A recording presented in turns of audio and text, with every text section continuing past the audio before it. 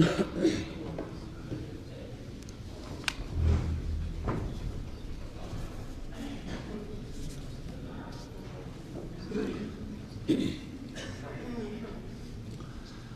لله رب العالمين،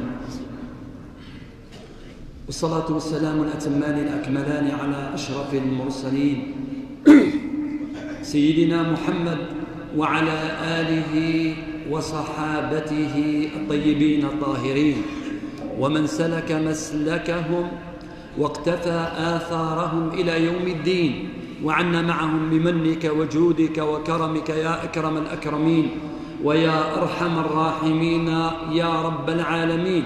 اللهم يا رب اجعل يومنا هذا خيرا من أمسنا وغدنا خيرا من يومنا.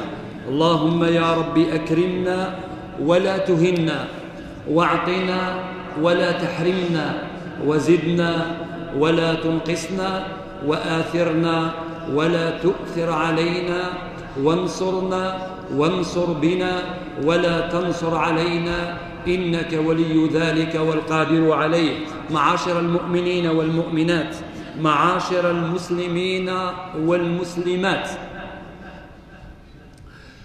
حديثنا في هذه الجمعة سيكون عن أداء الأمانة، وما أحوجنا إلى هذه الأمانة في بيوتنا، في مصانعنا، في إداراتنا، في مؤسساتنا، في شوارعنا، في مساجدنا، في كل أمر من أمورنا أيها الإخوة الأكارم. إذ أن من مكارم الأخلاق وأعظم الصفات التي دعا إليها ديننا الحنيف حفظ الأمانة وأداءها إلى أصحابها، ولذلك خاطبنا ربنا تبارك وتعالى نحن الذين آمنا بالله ربا، وآمنا بالإسلام دينا، وآمنا بمحمد صلى الله عليه وسلم نبيا ورسولا. قال: إن الله يأمركم، ليس مخلوق وليس نبي وليس رسول، بل الله خالقكم ورازقكم ومن تعبدونه يأمركم. إن الله يأمركم أن تؤدوا الأمانات إلى أهلها، وإذا حكمتم بين الناس أن تحكموا بالعدل، إن الله نعم ما يعظكم به. إن الله يأمركم أن تؤدوا الأمانات إلى أهلها. دائما نقف عند خطاب الله تبارك وتعالى لنسأل أنفسنا أولا قبل أن نسأل غيرنا: هل أدينا هذه الأمانة التي أمرنا الله تبارك وتعالى بها؟ ويا ترى ما هي هذه الأمانة التي أمرنا الله عز وجل بها؟ نحن نتكلم عن الأمانة أيها الإخوة، ونتكلم عن هذا الخطاب في قوله تعالى: إن الله يأمركم أن تؤدوا الأمانات إلى أهلها.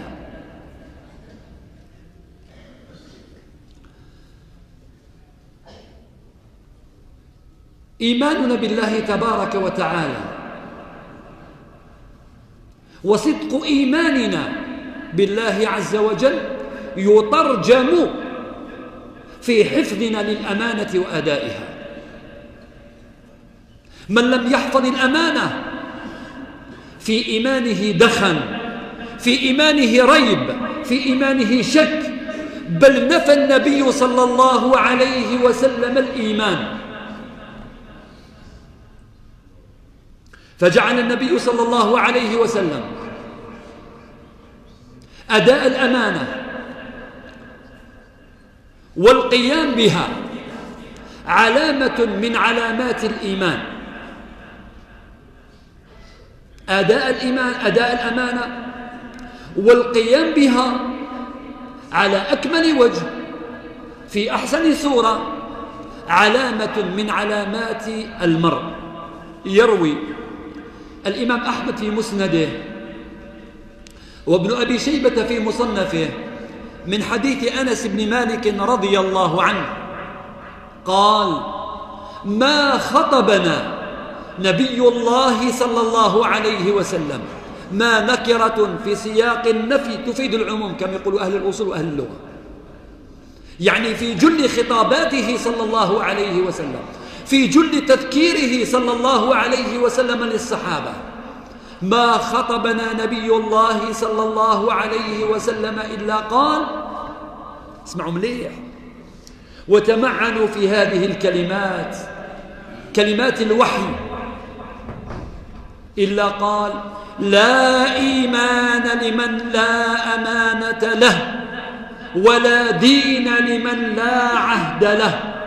لا إيمان لمن لا أمانة له، ينفي النبي صلى الله عليه وسلم الإيمان عن خائن الأمانة، ولا دين لمن لا عهد له، وينفي النبي صلى الله عليه وسلم التدين عن الذي يخون العهد. ولذلك وجدنا أيها الإخوة الأفاضل أداء الأمانة هي صفة الأنبياء، هي صفة هذه الصفوة المختار الذين اختارهم الله عز وجل لهداية البشر، صفتهم الأمانة. وعلى رأس هؤلاء جميعا خاتم الأنبياء والمرسلين سيدنا ونبينا وقرة أعيننا محمد بن عبد الله صلى الله عليه وسلم، كان يوصف بماذا؟ بالأمين قبل بعثته صلى الله عليه وسلم. في مجتمع قريش، في مجتمع جاهلي، كان يوصف بالأمين صلوات ربي وسلامه عليه. وبين لنا رسولنا الأمين عليه أفضل الصلاة وأتم التسليم، وهو الصادق المصدق، وهو الذي لا ينطق عن الهوى، أن خيانة الأمانة هي من صفات المنافقين، والتي لا ينبغي أن تكون في واحد منا. ننزه إخواننا وآباءنا وأبناءنا وزوجاتنا على أن يوصفوا بهذا الوصف. يروي الإمام البخاري ومسلم، والحديث متفق عليه بينهما، من حديث أبي هريرة رضي الله عنه أن رسول الله صلى الله عليه وسلم قال: آية المنافق، علامة المنافق، يعرف المنافق، آية المنافق ثلاث، يعرف المنافق من هذه الثلاث. آية المنافق ثلاث: إذا حدث كذب، وإذا وعد أخلف، وإذا اؤتمن خان. وهذا محل الشاهد، وإذا اؤتمن خان. وفي حديث عبد الله بن عمرو بن العاص عند البخاري ومسلم في صحيحهما أن رسول الله صلى الله عليه وسلم قال: 4 من كن فيه كان منافقا خالصا، ومن كانت فيه خصلة منهم كانت فيه خصلة من النفاق حتى يدعها. إذا اؤتمن خان، ابدأ فيها هي الأولى، إذا اؤتمن خان، وإذا حدث كذب، وإذا عاهد غدر، وإذا خاصم فجر. إذا اؤتمن خان، يخون الأمانة. إذا حدث يكذب. منا من جل حديثه كذب، يعطي إحصائيات مكذوبة، فلان كذا، كلها كذب في كذب، ويظن أنه يضحك على عباد الله وهو يضحك على نفسه، يخون نفسه، يورد نفسه المعاطب والمهالك والنار. وإذا عاهد غدر، إذا أعطى عهد وإن لم يتق خونه. وإذا خاصم فجر، إذا وصل الخصومة يصبح لا يتحكم في لسانه، ويخرج من فيه الكلام البذيء السيء الذي لا يجوز أن يسمعه امرئ مسلم. فتلاحظوا إذن عد النبي صلى الله عليه وسلم خيانة الأمانة من صفات المنافقين. وإحنا يفترض فينا كمؤمنين إن شاء الله أن لم نسمع خطاب ربي تبارك وتعالى يقول الواحد فينا سمعنا وأطعنا، موش كما المنافقين يقولوا سمعنا وعصينا، وربي قال إن الله يأمركم أن تؤدوا الأمانات إلى أهلها. أنا يقول يجب أن نطيع ربي عز وجل ونطيع النبي صلى الله عليه وسلم لأن أكون غدا من الفالحين من الناجحين من الفائزين بجنة الرضوان، أعيش سعادة في الدنيا، أعيش سعيدا في الدنيا، وأعيش في الآخرة إن شاء الله في جنات النعيم بإذن الله تبارك وتعالى. ولهذا أمرنا المولى تبارك وتعالى وأمرنا النبي صلى الله عليه وسلم بعدم خيانة حتى من خاننا، حتى لا نتصف بالمنافقين. وكان السلف الصالح رضوان الله تعالى عليهم يعرضون أنفسهم على هذه الصفات خشية أن يتصفوا بها، لعلي أنا يصدق علي أني منافق، فكانوا يعرضون أنفسهم على هذه الصفات ليبتعدوا عنها. فقلت يأمرنا النبي صلى الله عليه وسلم بعدم خيانة حتى من خاننا، يعني كونه خانك ليس هو مبرر بأن تخونه. لا يسمح لك الدين، لا يسمح لك الشرع، لا تسمح لك الأخلاق بأن تخونه. يقول النبي صلى الله عليه وسلم في حديث أبي هريرة رضي الله عنه عند أبي داود في السنن والترمذي في الجامع، والحديث صححه الشيخ الألباني عليه رحمة الله، يقول صلوات ربي وسلامه عليه أدي فعل أمر، أدي الأمانة إلى من ائتمنك ولا تخن من خانك. أدي الأمانة للإنسان الذي ائتمنك عليها، ورد بالك احذر أن تخون حتى ولو كان هذا الإنسان خانك. إذا كان الإنسان هذا خانك أنت ما تخونوش، ولما تديله الأمانة نتاعو، توصله الأمانة نتاعو، توفيله الأمانة نتاعو، هو يقول يحدث نفسه ويقول حشوم عليا، عيب عليا، وش نكون أنا شوفوا أنا خنته وهو ما خانيش. تربيه، تأدبه، تعلمه، تنصحه بطريق غير مباشر. لما تأدي له الأمانة نتاعو، توصل له الأمانة نتاعو، توفي له الأمانة نتاعو رغم أنه خانك. وبهذا أيها الإخوة، بهذا أمر النبي صلى الله عليه وسلم بعدم خيانة حتى من خانه. بهذا أمر النبي صلى الله عليه وسلم من طرف ربه ومولاه حتى مع المشركين الكافرين.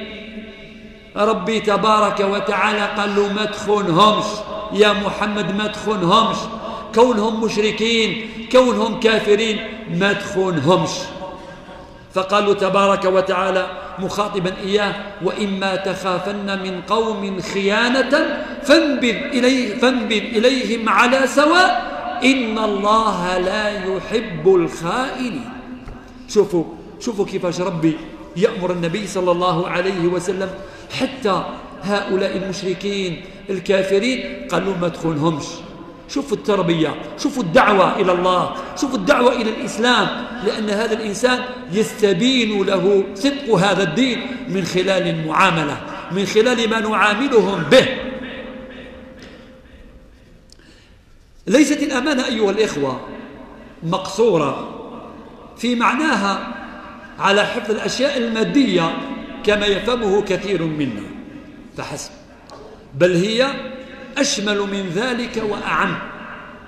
الأمانة تشمل الأمور الحسية وتشمل الأمور المعنوية.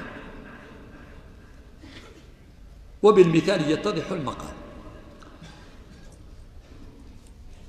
العدل بين الرعية أمانة. العدل بين الرعية أمانة. ولذلك جاء في حديث معقل بن يسار عند الإمام البخاري بلفظ الإمام البخاري أن رسول الله صلى الله عليه وسلم قال: ما من وال نكرة في سياق النفي العموم، ما من وال يلي رعية من المسلمين فيموت وهو غاش لرعيته إلا حرم الله عليه الجنة. في لفظ الإمام مسلم من حديث معقل بن يسار كذلك أن رسول الله صلى الله عليه وسلم قال: ما من عبد، أي عبد، أي مسؤول، ما من عبد يسترعيه الله رعية يموت يوم يموت وهو غاش لرعيته إلا حرم الله عليه الجنة.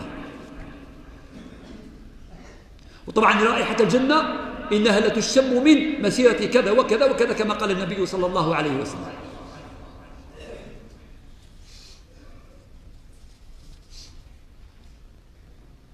وكلمة وهو غاش لرعيته شرحها علماء السلف في شرحهم لهذا الحديث، قالوا غاش لرعيته بمعنى لم يقم فيهم العدل وضيع ما يجب عليه في حقهم.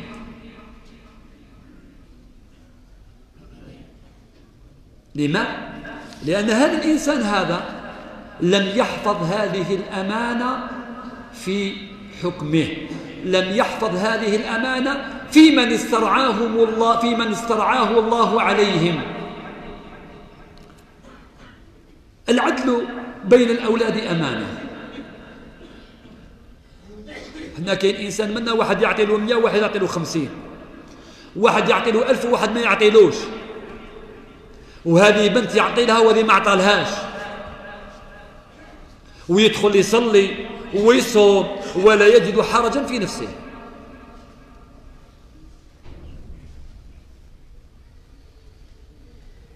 هذا خان الأمانة. الإنسان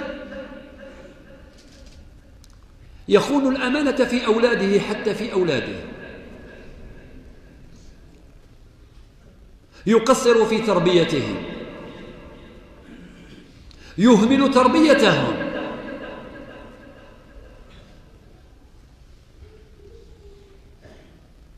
هذا خان الأمانة في أولاده، في بناته. غدوة بين يدي الله تبارك وتعالى ربي قبل ما يسأل هذاك الابن عما اقترفه، عما وقع فيه من مخدرات وإلا في خمر، يسأل الوالد: لأنك أنت يا عبد الله من قصرت في ولدك، أنت من خنت الأمانة في ولدك، وأنت من خنت الأمانة في ابنتك، فأطلقت لها العنان لتترصدها الذئاب بين زوايا شتى. أنت سبب ذلك. فربي قبل ما يسأل الابن هذا ولا البنت هذا يسألك أنت يا عبد الله، أنت من خنت الأمانة فيهم. بل أكثر من هذا أيها الإخوة الأفاضل، إحنا كالإنسان في بعض الأحيان، مثال بسيط، يريد أن يرحل من منطقة إلى منطقة، من حي إلى حي، ينظر إلى نفسه فقط، أناني، ينظر في نفسه فقط، ما يفكرش في وليداته ولا في بنته ولا في زوجته. كيفاش راح يكون حالهم لو أني نقلتهم من هذا الحي إلى هذا الحي، أو من هذا المدينة إلى هذا المدينة؟ كاين الناس كانوا في ستر من الله تبارك وتعالى، مستورين كما يقولوا هما، ربي ساتر له وليداته، ساتر له زوجته، ساتر له بناته، انقلهم وداهم إلى منطقة أخرى، إذا بالأولاد أصبحوا مدمني مخدرات وخمر، إذا بالزوجة خذت الطريق الأعوج، إذا بالبنات أصبحوا بنات هوى. علاش؟ لأن هذا الإنسان فكر في نفسه، كان أناني، ما فكرش في مستقبل أولاده، في مستقبل زوجته، في مستقبل ابناته، كيف سيكون حالهم في هذا الحي أو في هذه المدينة. فهذا الإنسان لم يرعى الأمانة في أولاده وفي بناته وفي زوجاته. بل العدل بين الزوجات أمانة أيها الإخوة، عدلك بين زوجاتك أمانة، بل زوجتك أمانة في عنقك، وزوجك يا أمة الله أمانة في عنقك. ولو رعيت الأمانة وحفظت الأمانة ما وقع بصر زوجك على امرأة غيرك. ولو رعيت الأمانة في زوجتك ما وقع بصرها على رجل غيرك. قول كلمة الحق أيها الإخوة من الأمانة. وعندما نقول كلمة الحق مش مقصور على الشيخ صابور ولا على الواعظ ولا على المرشد، ولا حيثما كنت. كان إنسان يتجرأ على من يقول قال الله قال الرسول، يتجرأ عليه ويقول له كذا ويقول له كذا. لكن لو يكون في الشارع ويسمع واحد يسب في ربي عز وجل ما يقدرش يقول له اتق الله. واحد يشوف الإنسان يعصي ربي ما يقدرش يوصل ليه ينصحه ولا يقول له اتق الله، بينما يتجرأ على من قال الله قال الرسول. إذن قول كلمة الحق هي من الأمانة. الشهادة أمانة، ربي قال ولا تكتموا الشهادة ومن يكتمها فإنه آثم قلبه. كيفاش أنت شفت وتقول ما شفتش؟ كيفاش أنت ما شفتش وتقول شفت؟ هذه أمانة أيها الإخوة. شفت؟ نعم شفت. ما شفتش ما شفتش. التزكية للناس أمانة، فلان تزكيه هذه أمانة. قل كما قال النبي صلى الله عليه وسلم أحسبه كذلك ولا أزكي على الله أحدا. بل وضعك لصوتك الانتخابي في صندوق الاقتراع أو الانتخاب أمانة، وستسأل عنه يوم القيامة. هذا الإنسان يخاف ربي عز وجل، نخاطب هؤلاء. سيسألك ربك عنه يوم القيامة. لما تقول فلان مليح وفلان موش مليح ستسأل عن ذلك يوم القيامة. على قلت فلان مليح وعلاش قلت فلان موش مليح؟ بناء على ماذا؟ وبالجملة أيها الإخوة حفظ الدين بكل ما فيه من زواجر ومن أوامر هو من الأمانة صرعان الله عز وجل عليها في قوله تبارك وتعالى من سورة الأحزاب. يقول الله تبارك وتعالى إنا عرضنا الأمانة على السماوات والأرض والجبال فأبين أن يحملنها وأشفقن منها وحملها الإنسان إنه كان ظلوما جهولا. هذه الآية، الأمانة في هذه الآية أيها الإخوة الأفاضل إنا عرضنا الأمانة على السماوات والأرض والجبال. الأمانة هنا يقول علماء السلف أهل التفسير في تفسير هذه الآية الكريمة عليهم رحمة الله يقولوا ترجع إلى جميع التكاليف الشرعية في هذا الدين التي من قام بها أثيب ومن تركها عوقب. فحملها آدم أبونا آدم عليه وعلى نبينا الصلاة والسلام، وحملتها ذريته من بعده. حملنا إياها على ضعفنا، على جهلنا، على ظلمنا لأنفسنا أيها الإخوة. قبل أن نظلم إخوانا لنا، قبل أن نواصل في الدرس، هناك رخصة لجمع التبرعات. يرخص السيد الوالي والي ولاية الهندية والسيد مدير الشؤون الدينية لولاية الهندية بجمع التبرعات لفائدة زاوية سيدي العوفي ببلدية الميهوب.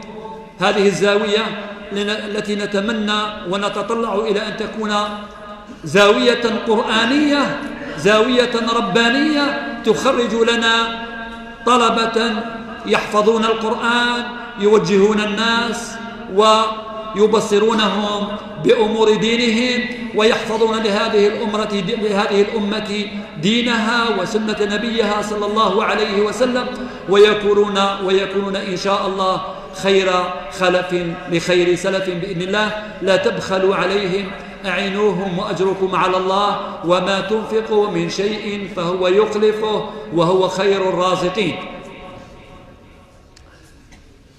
الأمانة إذن أيها الإخوة أصل في جميع العبادات الدين سواء. وأمثل لكم في العبادات أيها الإخوة، الصلاة أمانة في عنقك تؤديها في أوقاتها كاملة الشروط والواجبات. الصيام أمانة بينك وبين الله والله مطلع عليك في صيامك. الزكاة أمانة بينك وبين الله والله مطلع عليك في أدائها كاملة أو ناقصة، وغير ذلك من العبادات. في المعاملات الأيمان، العهود، المواثيق، الالتزامات، المواعيد، هذه كلها من الأمانة أيها الإخوة. فالأمانة أيها الإخوة الأفاضل من الأخلاق المجيدة والصفات الأكيدة التي يجب أن تتحقق في كل من يتولى مسؤولية من المسؤوليات في المسلمين. الأمانة أعيد، الأمانة من الصفات الأكيدة التي يجب أن تتحقق في من يتولى مسؤولية من المسؤوليات المسلمين، من أعلى هرم في السلطة إلى أدنى مسؤولية في القاعدة. يجب أن تتحقق فيه صفة الأمانة، أن يكون أمينا،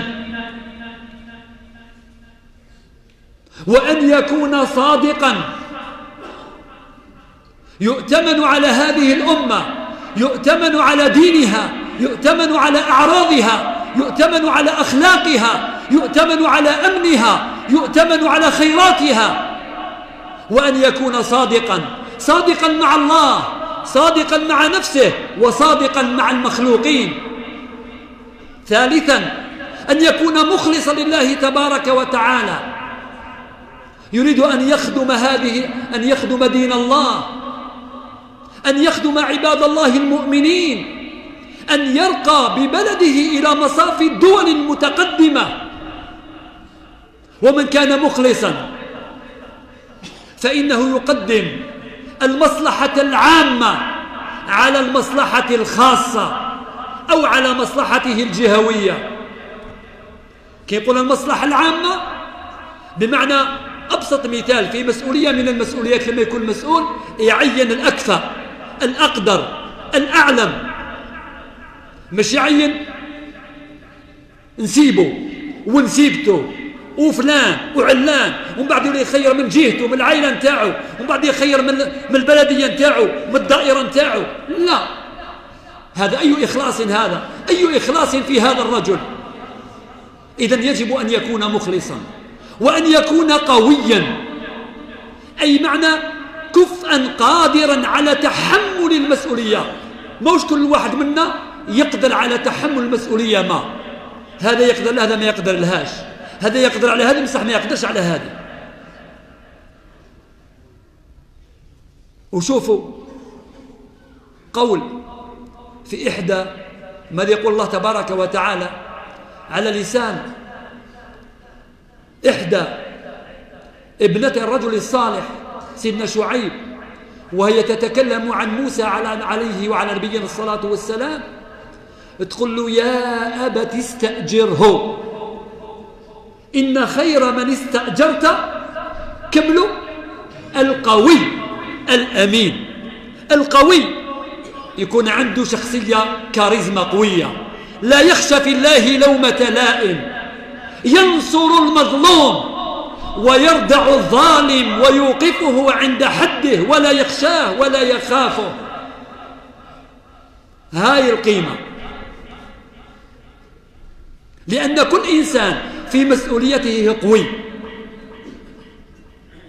الغطاء الشرعي والغطاء القانوني يخليك في المسؤولية نتاعك قوي، ولا تخشى من فوقك، في مسؤوليتك، في أمانتك. ونعطي مثال بسيط معليش بتفهموه مليح، اسمحوا لي رجال الشرطة على وجه الخصوص. رجل الشرطة هذا اللي في الشارع هذا في شخصيته كشرطي مرور أقوى من أي إنسان في هرم السلطة. أي إنسان مهما كان بإمكانه أن يوقفه ويقول له أعطيني الوثائق تاع السيارة. أنت ارتكبت مخالفة يسجل لك المخالفة مهما كنت أي مسؤول، مهما كان هذا المسؤول في هرم السلطة أي مسؤول. وأعطيكم مثال باش تعرفوا قيمة دولة القانون. شرطي في الجمهورية الفرنسوية يوقف رئيس الجمهورية،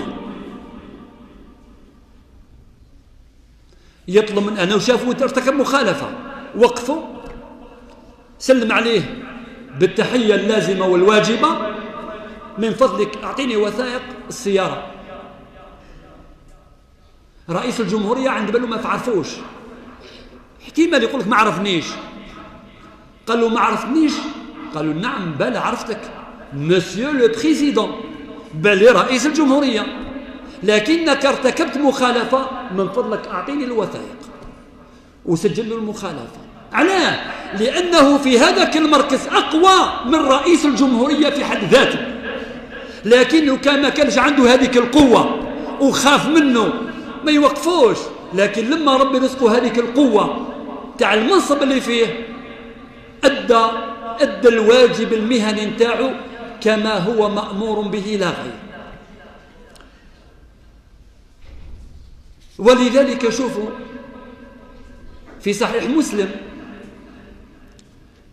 من حديث أبي ذر، يقول أبو ذر للنبي صلى الله عليه وسلم، والحديث في صحيح مسلم قلت لكم، يقول سيدنا أبو ذر للنبي صلى الله عليه وسلم، يقول له يا رسول الله ألا تستعملني؟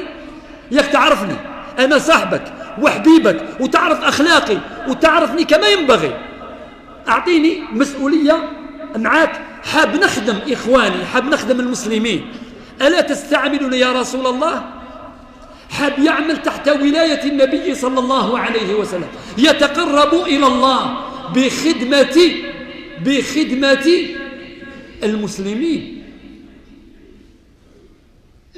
ألا تستعملني يا رسول الله؟ قال فضرب بيده على منكبي وقال له يا أبا ذر إنك ضعيف، يعني ضعيف القوة. قال له وإنها، هذا هو محل الشاهد، وإنها أمانة، وإنها يوم القيامة خزي وندامة إلا من أخذها بحقها وأدى الذي عليه فيها. قال له ما تقدر لهاش يا أبا ذر، أنت ضعيف، شخصيتك ضعيفة، وهذه أمانة، ويوم القيامة تكون على صاحبها خزي وندامة إلا من أخذها بحقها وأدى الذي عليه فيها. علاش نقول هذا أيها الإخوة؟ لأنه إذا ضاعت الأمانة من المجتمع ضاعت لذة العيش، ضاعت نكهة العيش، ونشرف على أن نرحل عن هذه الدنيا ونتركها لمن قد يعمرها بأفضل مما عمرناها أيها الإخوة. شوفوا النبي صلى الله عليه وسلم في حديث البخاري، اسمعوا معي مليح هذا الحديث، حديث أبي هريرة عند البخاري، يدخل رجل إلى النبي صلى الله عليه وسلم ويسأله عن الساعة. أكون معايا؟ قال له متى الساعة؟ هكذا بينه وبينه. الصحابة كانوا منشغلين، كل واحد مشغول، واحد مشغول بالصلاة وواحد يتكلم مع صاحبه، مشغولين. فلم يجيبه النبي صلى الله عليه وسلم، ما جاوبوش.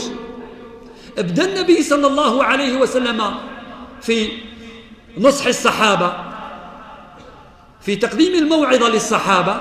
النهار اللي شاف الصحابة كلهم كما راكم تشوفين الآن منتبهين، قال لهم أين السائل عن الساعة؟ وراه اللي يسألني عن الساعة. دو الصحابة كلهم وراه هذا اللي يسألني الساعة، وراه. قال له ها أنا يا رسول الله. الآن وش حين؟ الآن كل الصحابة راح يسمعوا، راح يلقون بأسماعهم وبقلوبهم إلى رسول الله صلى الله عليه وسلم. فقال النبي صلى الله عليه وسلم قال له إذا ضيعت الأمانة فانتظر الساعة. يعني ضياع الأمانة علامة من علامات قيام الساعة. إذا ضيعت الأمانة فانتظر الساعة. الصحابي ما فهمش كغيره من الصحابة، ما فهموش وش معنى ضيعت الأمانة. قالوا يا رسول الله وكيف إضاعتها؟ كيف تضيع الأمانة يا رسول الله؟ فقال رسول الله صلى الله عليه وسلم إذا وسد، يعني أسند، إذا وسد الأمر إلى غير أهله فانتظر الساعة. بمعنى أنت تعطي المسؤولية للإنسان اللي ما يستهلهاش، للإنسان الذي ليس كفءا لهذه المسؤولية. أنت تعطيني، نعطيه مثال، أنت واحد إنسان في التعليم تعطي له إدارة مستشفى أو وزارة الصحة، وش علاقته بوزارة الصحة؟ هذه يلزم لها طبيب، يلزم لها إنسان يكون عنده خبرة طبية، يعرف كيفاش يسير المستشفى، ويعرف كيف يتعامل مع الأطباء، ويعرف كيف يتعامل في هذا الوزارة مع الأطباء. وزارة التعليم التربية أو التعليم العالي تعطي لها إنسان مختص في صناعة من الصناعات، وإلا في وش علاقته بالتعليم؟ ما مارسش العملية التعليمية، ما يعرفش. إذن أحيانا الإنسان يسيء إلى المنصب ماهوش عن سوء نية كما رانا نظن كثير منا، لا، أحيانا الإنسان يسيء إلى المسؤولية عن حسن نية. علاش؟ لأنه ليس خبيرا وليس عارفا بخبايا القطاع، ماهوش عارف القطاع هذا واش فيه، فأحيانا يسيء ويرتكب أخطاء في إدارته لهذا الوزارة أو في إدارته لهذا المديرية عن حسن نية. لماذا؟ لأنه ما يعرفش خبايا القطاع. إذن شوفوا، إذن هذه على أن أيها الإخوة ضياع الأمانة هي علامة من علامات الساعة، ومن أعظم ما تكون فيه الخيانة للأمانات. إذا كانت خيانة لعباد الله المؤمنين بأكل أموالهم بالباطل ظلما أو عدوانا أو بالكذب عليهم أو خداعهم أو غشهم أو المماطلة في إعطائهم حقوقهم، كل ذلك من خيانة الأمانة أيها الإخوة. أقف عند هذا الحد. كنت أود أن أشير إلى أننا أيها الإخوة في أبسط شيء نحن أحيانا نقصر في الأمانة. ومثال بسيط، الأمانة، خيانة الأمانة هي الصحة التي أودعنا الله إياها. كل واحد ربي أعطاه صحة، تتفاوت هذه الصحة بين هذا وبين هذا. هذه أمانة ربي سيسألك عنها يوم القيامة. ما يجوز لك شنتايا تتعدى عليها بشرب الدخان ولا الشمة ولا الخمر ولا المخدرات. ربي يوم القيامة سيسألك عن هذه الأمانة، بل سمعك وبصرك ولسانك وفؤادك، هذه كلها الجوارح أمانة وستسأل عنها يوم القيامة. فإما الربح والكرامة وإما الخسارة والندامة. ولذلك ربي قال لنا ولا تقف ما ليس لك به علم إن السمع والبصر والفؤاد كل أولئك كان عنه مسؤولا. يوم القيامة يأتي الواحد فينا ويقف بين يدي الله تبارك وتعالى ويسألك عن سمعك، عن بصرك، عن لسانك، عن فؤادك، وما تقدرش تكذب، لأن الله تبارك وتعالى سيقيم لك شهودا، ما هم شهود كشهود الزور تاعنا تاع اليوم تاع حياة الدنيا، شهود زور، لا، هذه الجوارح هي من ستشهد عليك. لسانك يقول له يا ربي أنا قلت وكذبت وتكلمت في عرض فلان وفي فلان. عينك تقول يا ربي أنا أبصرت ما لم يجوز لي أن أبصره، وقعت على الحرام. سمعك يقول له يا ربي أنا سمعت الأشياء التي لا يجوز لي أن أسمعها. يدك تقول له يا ربي سرقت وتعديت وابطشت. رجلك تقول له يا ربي سعيت للحرام. ولذلك ربي قال يوم تشهد عليهم ألسنتهم وأيديهم وأرجلهم بما كانوا يعملون يومئذ يوفيهم الله دينهم الحق ويعلمون أن الله هو الحق المبين. نسأل الله تبارك وتعالى اللهم يا رب سدد ألسنتنا وتقبل توبتنا واغسل حوبتنا. اللهم أرنا الحق حقا وارزقنا اتباعه وأرنا الباطل باطلا وارزقنا اجتنابه. اللهم أصلح لنا بلدنا هذا من رعاة ورعية، وأبعد عنا الفتن والشرور وكل رزية، واجعل يا رب اللهم هذا البلد آمنا مطمئنا سخاء رخاء وسائر بلاد المسلمين.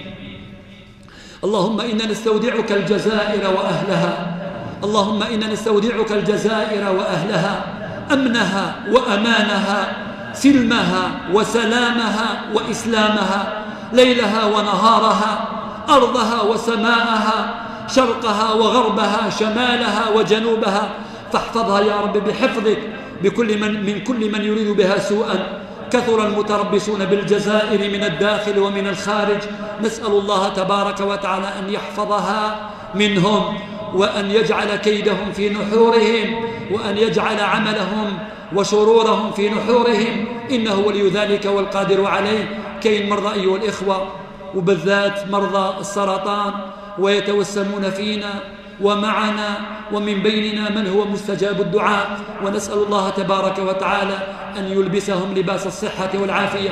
اللهم يا رب الناس أذهب البأس واشف أنت الشافي لا شفي غيرك، شفاء من عندك لا يدع سقما، برحمتك ومنك وجودك وكرمك يا أكرم الأكرمين ويا أرحم الراحمين يا رب العالمين. كاين إنسان دار عملية جراحية وطلب منا ندعي له بالشفاء، ربي إن شاء الله يشفيه، إن شاء الله يشفيه إن شاء الله شفاء من عنده، ويرد إلى أهله سالما غانما بإذن الله تبارك وتعالى. وآخر مقبل على عمل جراحية في القلب، نسأل الله تبارك وتعالى له أن تكلل هذه العملية بالنجاح والتوفيق إن شاء الله، وربي كذلك يرد لأهله سالما غانما هو وجميع مرضانا ومرضى المسلمين، إنه ولي ذلك والقادر عليه. وصلى الله وسلم وبارك على سيدنا ونبينا محمد وعلى آله وصحبه وسلم.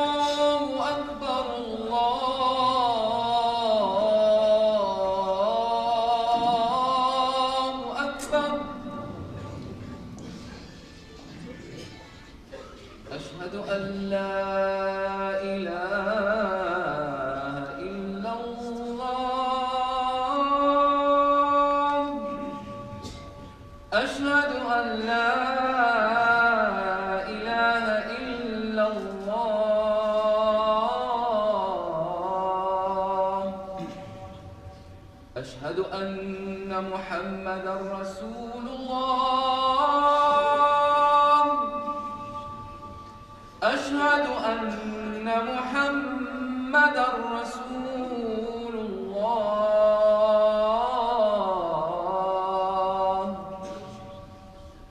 حي على الصلاة، حي على الصلاة.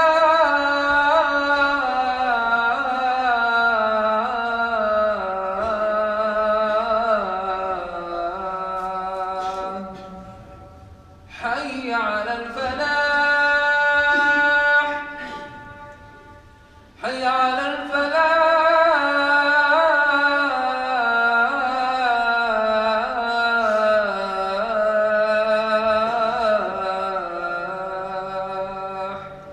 الله أكبر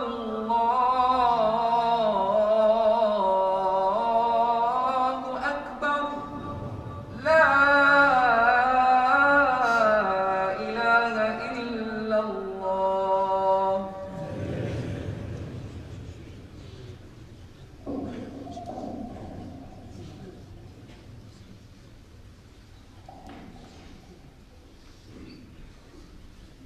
إن الحمد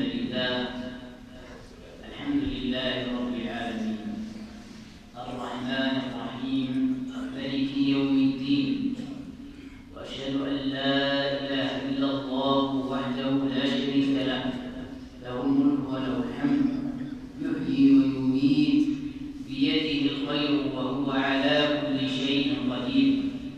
وأشهد أن سيدنا ونبينا محمدا عبده ورسوله، الرحمة المهداة والنعمة المسداة والسراج المنير، صلوات ربي وسلامه عليه دائما أبدا إلى يوم الدين.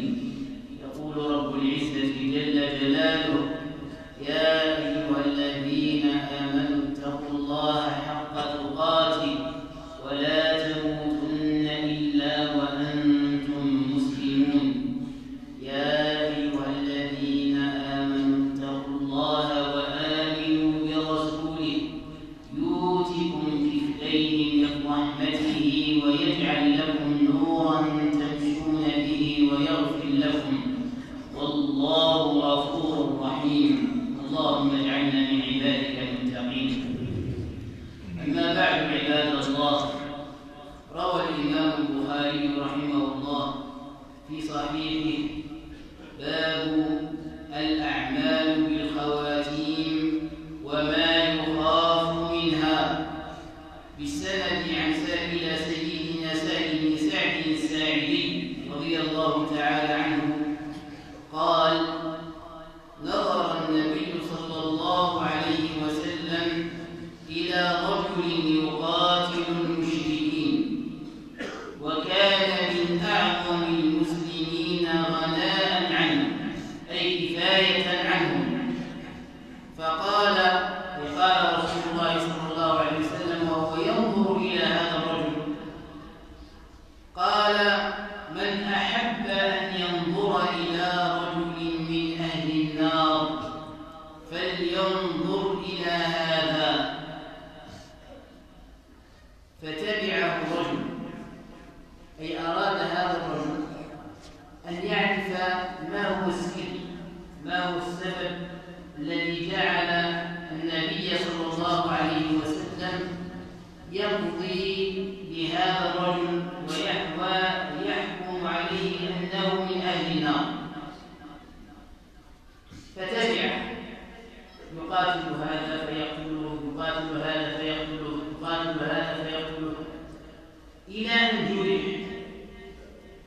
قال: فتبعه الرجل فلم يزل على ذلك، ما إن يقاتل أحدا إلا ويقتله، فلم يزل على ذلك حتى جرح، فاستعجل الموت، فقال بذبابة سيفه، أي برأس سيفه، وضعه بين ثدييه فتحامل عليه، أي حمل نفسه ورمى بنفسه على السيف، على رأس سيفه، فخرج من بين كتفيه.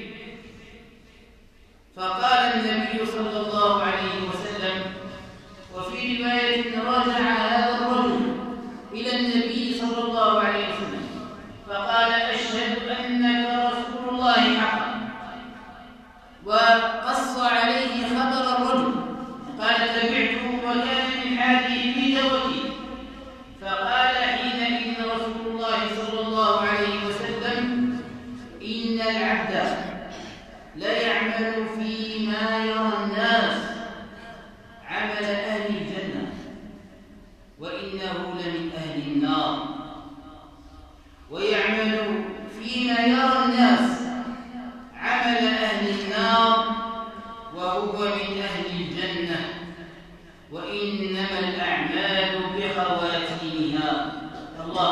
لنا بالحسنى. وفي مسند الإمام أحمد رحمه الله تعالى من حديث أنس بن مالك رضي الله عنه أن رسول الله صلى الله عليه وسلم قال: لا عليكم ألا تعجبوا بأحد حتى تنظروا بما يختم له. لا يعجبكم عمل أحد من الناس إن عمل خيرا أو عمل شرا حتى تنظروا بما يختم له، فإن العامل يعمل زمانا من عمره أو برهة من دهره بعمل صالح لو مات عليه دخل الجنة، ثم يتحول فيعمل عملا سيئا. وإن العبد ليعمل برهة من دهره بعمل سيء لو مات عليه دخل النار، ثم يتحول فيعمل عملا صالحا. وإذا أراد الله بعبد خيرا استعمله قبل موته. قالوا: يا رسول الله، وكيف يستعمله؟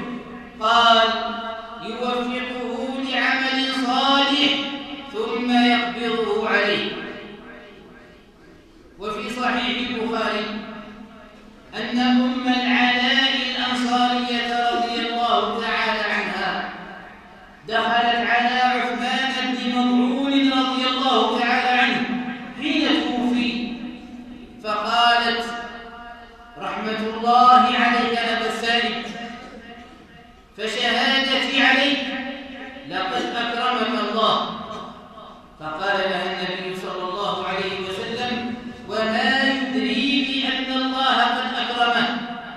قالت: فقلت: بأبي أنت يا رسول الله، فمن يكرمه الله؟ إذا لم يكرم عثمان بن مظعون فمن يكرم؟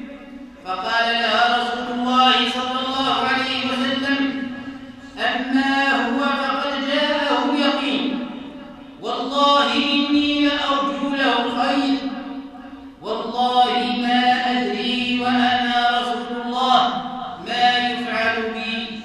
فقالت: فوالله لا أزكي أحدا بعده أبدا.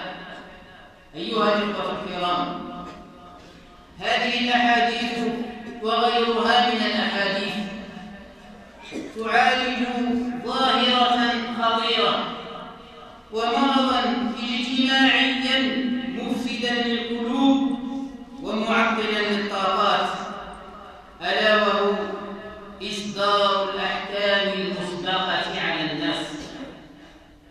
فلان صالح وفلان طالح، فلان سيء وفلان حسن، فلان خير وفلان شرير، بل وصل الأمر إلى حد القطع بالجنة لفلان والنار لعلان، بل والأخطر من ذلك وصل الأمر بالبعض حتى بالخوض في نوايا الناس ومقاصدهم التي لا يطلع عليها إلا الله سبحانه جل في علاه.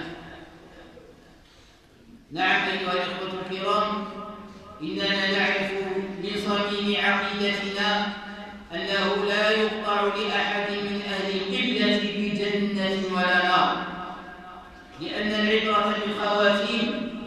قال ابن أبي جمرة رحمه الله: هذه التي قطعت أعناق الرجال، أي الخوف من الخاتمة، هذه التي قطعت أعناق الرجال مع ما هم فيه من حسن الحال، لأنهم لا يدرون بما يختم لهم. فالأصل في المؤمن أيها الإخوة أن يؤدي واجباته الدينية والدنيوية، ويحفظ ما هو مكلف به من أمانات، مع مجاهدة نفسه في قصد الصواب وتحقيق الإخلاص لله تبارك وتعالى، ولا يغره مدح مادح ولا شكر شاكر، ولا يثنيه أو يثبطه ذم ذام تام ولا إعاقة معول. قال ابن بطال رحمه الله: في تغييب خاتمة العمل عن العبد حكمة بالغة وتدبير لطيف، لأنه لو علم وكان ناجيا أعجب وكسل لبين الله سبحانه وتعالى لكل عامل خاتمته. الذي يعمل العمل الصالح يبين يكون على علم بخاتمته، يعجز ويكسل ويتكل على عمله. والذي يعمل العمل السيء ويكون على علم بخاتمته يزيد طغيانا وفجورا، يقول انا مختوم لي بالسوء مختوم لي بالسوء، فيزيد عملا سيئا. ها هنا تجلت حكمة الحكيم العليم الخبير سبحانه جل وعلا، حتى لا يهمل ذلكم العامل العمل الصالح، لا يمنع على نفسه، فيزداد خشية ورهبة لله العليم الخبير سبحانه جل وعلا. وحتى لا ييأس ذلكم العامل العمل السيء، لا ييأس ولا يقنط من رحمة ربه تبارك وتعالى، فهو يحذر نفسه في كل حين ووقت بالتوبة والرجوع والإنابة إلى الله تبارك وتعالى، وحتى تزرع في قلوب أفراد المجتمع المسلم الرحمة بأولئك الذين ضلوا الطريق وتاهوا في غياهب الفتن والشهوات والضلالات.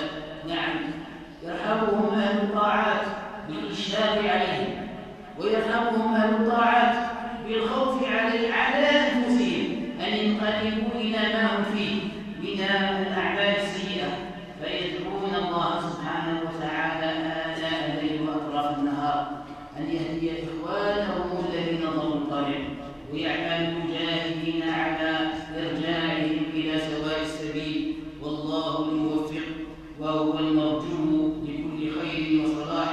نسأل الله تبارك وتعالى أن يجعل خير أعمالنا خواتيمها وخير أعمالنا أواخرها، وأن يجعل خير أيامنا يوم نلقاه، إنه ولي ذلك والقادر عليه. أقول ما تسمعون واستغفر الله تعالى لي ولكم من كل ذنب فاستغفروه إنه هو الغفور الرحيم.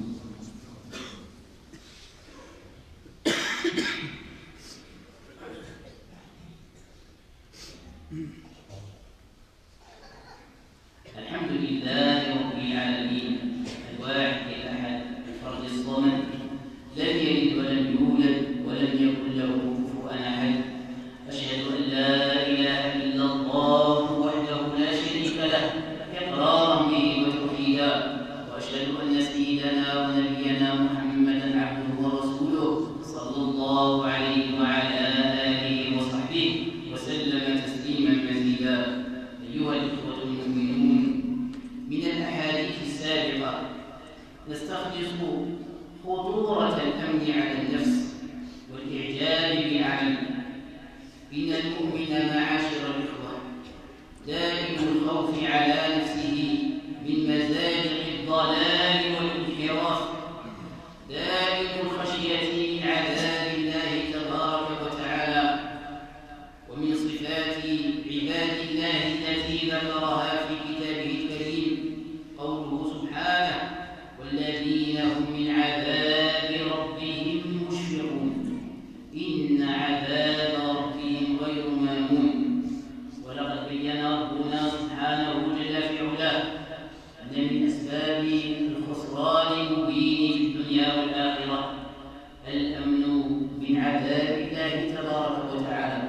قال ربي جل في علاه: أفأمن أهل القرى أن يأتيهم بأسنا بياتا وهم نائمون، أومن أهل القرى أن يأتيهم بأسنا ضحى وهم يلعبون، أفأمنوا مكر الله فلا يامن مكر الله إلا القوم الخاسرون.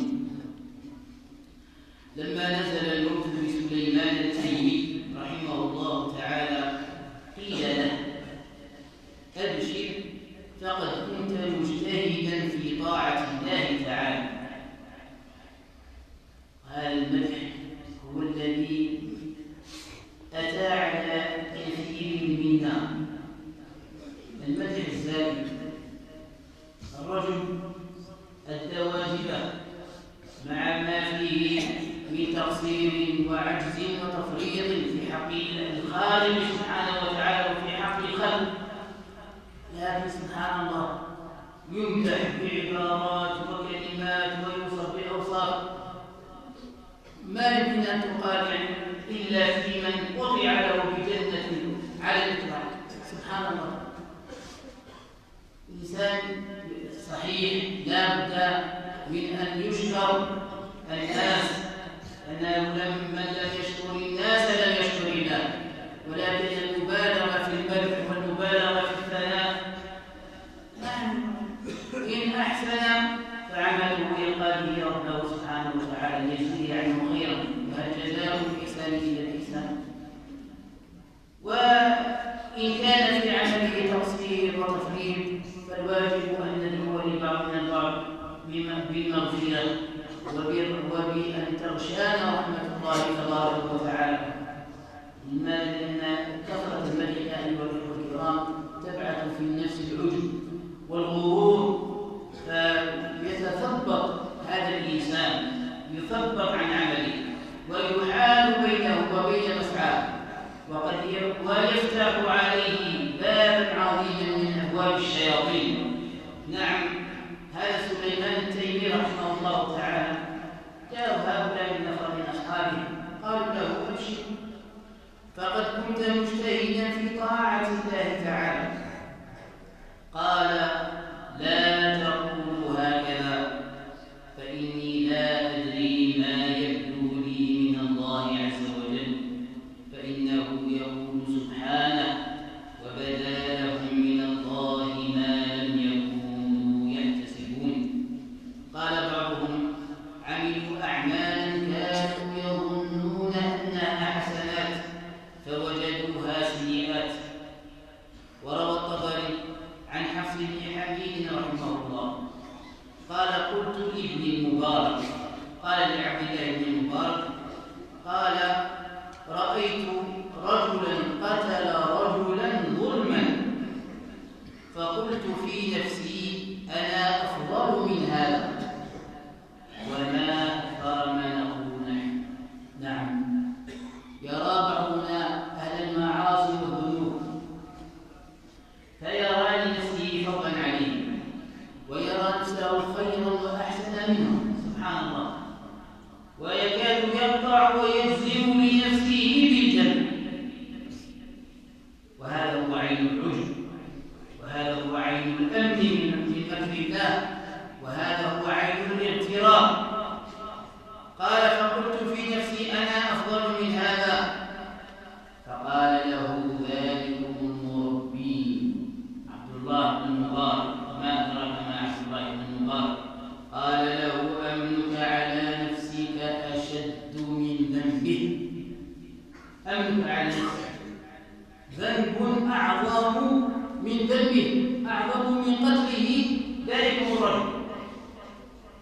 قال الطبري رحمه الله تعالى معلقا لا يدري لأنه لا يدري ما يقول إليه الأمر، لعل القاتل يتوب فتقبل توبته، ولعل الذي أنكر عليه يختم له بخاتمة سوء، والعياذ بالله تبارك وتعالى. أيها الأخوة الكرام، إن المغزى من هذا هو أن تعالج هذه الظاهرة، ظاهرة إساءة الألقاب والصفات والمدائح، أو ظاهرة الإلقاء باللوم والتوبيخ والعتاب في مجتمعنا. إن الكلمة، وقد حدثنا دكتورنا الفاضل حفظه الله تعالى عن الأمانة، إن الكلمة أمانة، وأعظم بها من أمانة إصدار الكلمات، خاصة في هذا الوقت العصيب الذي تمر به بلادنا الحبيبة.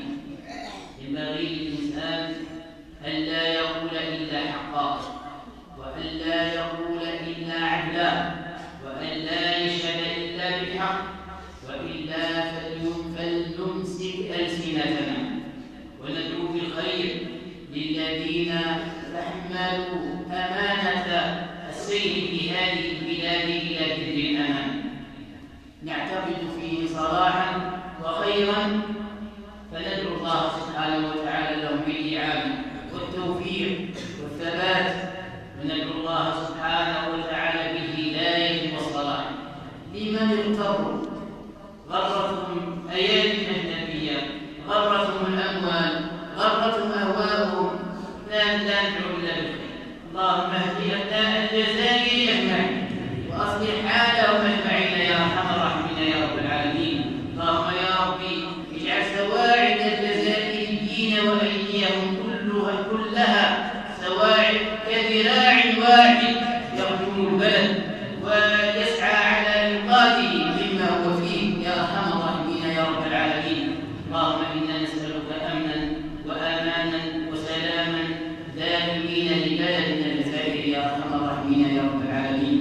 اللهم احفظ هذا البلد من مكر الماكرين وكيد الكافرين يا أرحم الراحمين يا رب العالمين. اللهم إنا نسألك الإعانة والتوفيق والثبات والسداد والرشاد والهدى يا رب العالمين. اللهم اهدنا لما فيه الخير والصلاح ووفقنا لما فيه رضاك، فإنه لا حول لنا ولا قوة إلا بك يا أرحم الراحمين يا رب العالمين. اللهم أرنا الحق حقا وارزقنا اتباعه، وأرنا الباطل باطلا وجنبنا اتباعه، واهدنا لما اختلف فيه من الحق بإذنك، إنك تهدي من تشاء إلى صراط مستقيم. اللهم أصلح شبابنا، اللهم أصلح شبابنا، اللهم أصلح شبابنا يا رب العالمين. اللهم خذ بنواصيهم إلى سبيل البر والرشاد. اللهم حبب إليهم الإيمان وزينه في قلوبهم، وكره إليهم الكفر والفسوق والعصيان، واجعلهم يا ربنا من الراشدين. اللهم إنا نسألك في هذه الوقفة أن ترحم إخواننا المجاهدين في غزة الصامدة يا رب العالمين. اللهم يا رب ارحم أهل غزة وكن معهم عونا ونصيرا ومؤيدا، فإنك نعم المولى ونعم النصير. اللهم وحد كلمتهم وألف بين قلوبهم وأصلح شؤونهم. اللهم قو شوكتهم وسدد رميهم يا رب العالمين. اللهم يا رب عليك باليهود فإنهم لا يعجزونك يا أرحم الراحمين يا رب العالمين. اللهم لا تبقي منهم ولا تذر، وخذهم أخذ عزيز مقتدر يا عزيز يا قوي يا متين يا خير الناصرين ويا ولي المستضعفين. انصر إخواننا المجاهدين في غزة يا رب العالمين. اللهم إنا نسألك شفاء عاجلا لمرضانا ومرضى المسلمين أجمعين، نسألك رحمة واسعة لموتانا وموتى المسلمين أجمعين، ونسألك هداية لا ضلال بعدها لإخواننا الذين تابوا وضلوا السبيل. اللهم اهد ضالنا، اللهم اهد ضالنا، اللهم اهد ضالنا يا أرحم الراحمين يا رب العالمين. إنك على كل شيء قدير وبالإجابة جدير. توفنا يا ربنا مسلمين والحقنا بالصالحين، واغفر لنا خطايانا يوم الدين، واجعل لنا لسان صدق في الآخرين، واجعلنا من ورثة جنة النعيم. اللهم إنا نسألك حسن الختام، اللهم إنا نسألك حسن الختام، اللهم إنا نسألك حسن الختام يا أرحم الراحمين يا رب العالمين. صل اللهم وسلم وبارك على سيدنا ونبينا محمد وعلى آله وأصحابه أجمعين. عباد الله، إن الله يأمر بالعدل والإحسان وإيتاء ذي القربى وينهى عن الفحشاء والمنكر والبغي، يعظكم لعلكم تذكرون. اذكروا الله العظيم يذكركم واشكروه على نعمه يزدكم، ولذكر الله أكبر، والله يعلم ما تصنعون.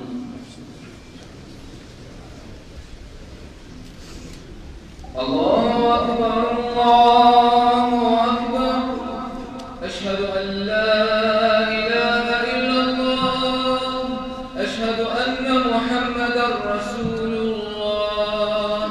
حي على الصلاة حي على الفلاح، قد قامت الصلاة. الله أكبر الله أكبر، لا إله إلا الله.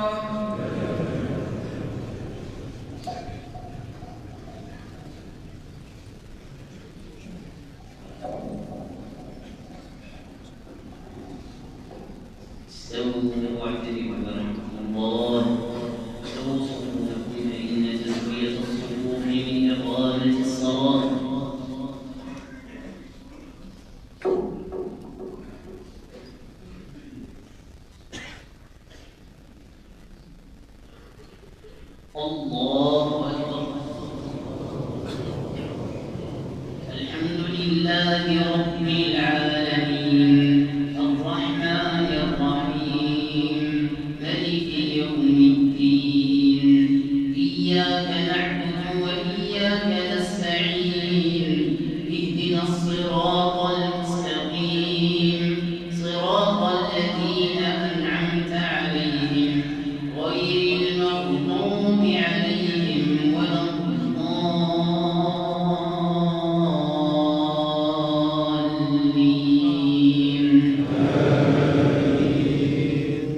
إذا زلزلت الأرض زلزالها وأخرجت الأرض أثقالها وقال الإنسان ما لها يومئذ تحدث أخبارها بأن ربك أوحى لها يومئذ يصدر الناس أشتاتا ليروا أعمالهم فمن يعمل مثقال ذرة خيرا يره ومن يعمل مثقال ذرة شرا يره.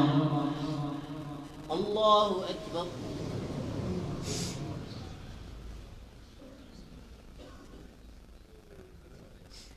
سمع الله لمن حمده. الله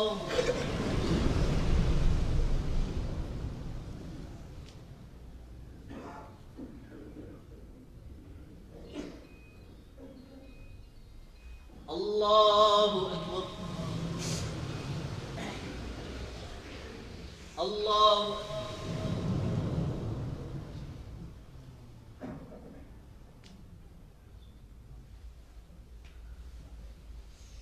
الله أكبر.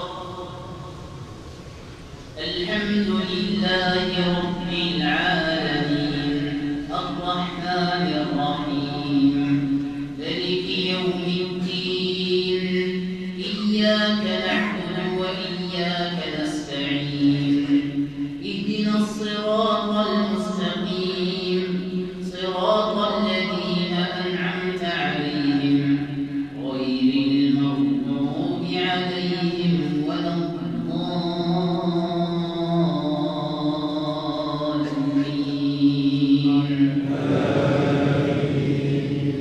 والعصر إن الإنسان لفي خسر إلا الذين آمنوا وعملوا الصالحات وتواصوا بالحق وتواصوا بالصبر.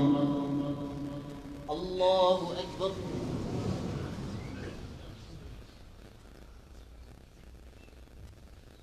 سمع الله لمن حمده. الله أكبر.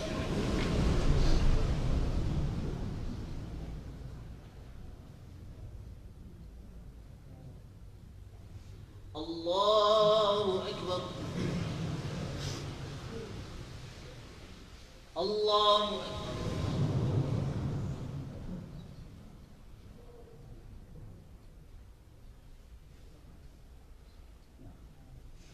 الله أكبر.